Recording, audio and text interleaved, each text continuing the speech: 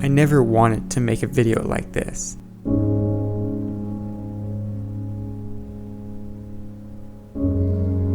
But living in Alberta, it's the inevitable.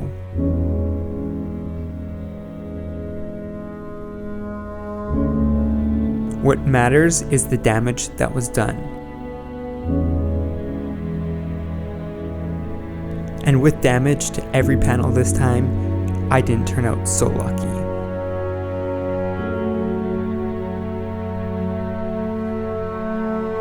There we go. So the Forester, as you guys probably saw, got a little bit of hail. So before we go talking about the damage that has incurred on this car, let's talk a little bit about why it's so shiny and why it's going to look so shiny for a lot of our adventures.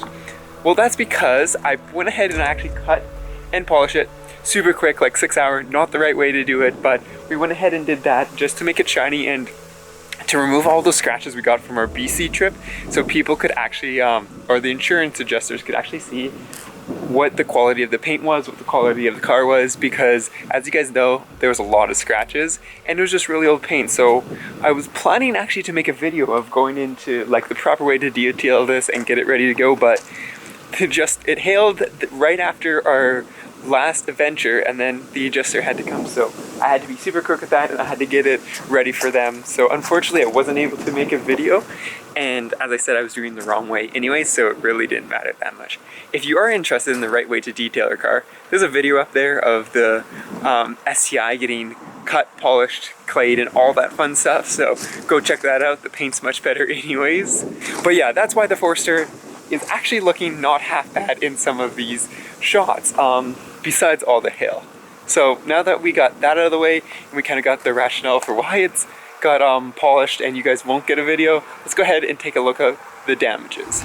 So as you guys saw in the intro, pretty much the hood is destroyed. Like, it is absolutely brutal. It looks like a golf ball more than a hood. But if that's an indication of what else is on the car, well, there we go. So every panel, and I'm talking every panel, has marks on it. So as you can see, this front fender's got some in the intro. The doors have got some. Even like the A-pillar had a few, and then our hatch even had some back here. But that's not all, because as you guys know, I have a rooftop tent. The rooftop tent also got hit pretty good, so it's actually worse than the hood with regards to the denting just because it's aluminum. So yeah, that also got damaged too. Every piece of the Forester got hit some way or another, whether it be the hood, the doors, the roof, top tent, or the trunk. So everything's got some hail on it. So that begs the question, what is going to happen to our off-road Subaru Forester? If any of you guys have dealt with insurance before, you know the process of what happens when a car is damaged, whether it be hail or a collision. So my car went through the exact same process of being appraised. And that was the reason, as I said before, why the car actually had to get a super quick wax and polish just to make it a little bit prettier and make it a little bit easier to see the damage.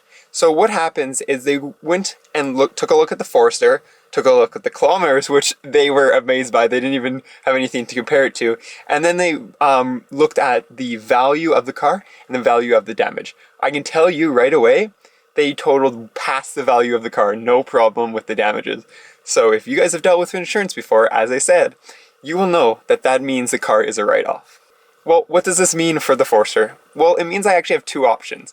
I can go ahead, give them the Forester for the value they think it's worth, or I can just take the cash and either repair the car or just leave it the way it sits so far. And you guys can probably guess what I did.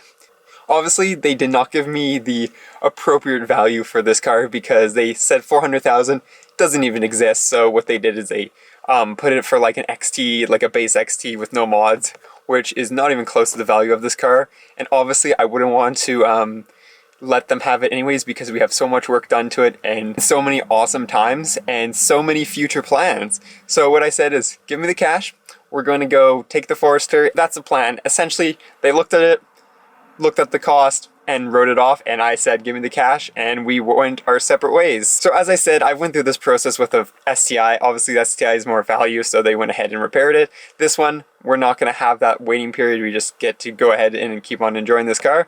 So that's exactly what we're going to do. So this video, I just want to be transparent with you guys with the condition of the Forester and kind of what happened to it, so you guys aren't taken offside all of a sudden when you see that it's got hailed in a video like 2 months later. But there we go. So let me know down below if you guys have to deal with hail. I know Alberta, it's pretty much like a given.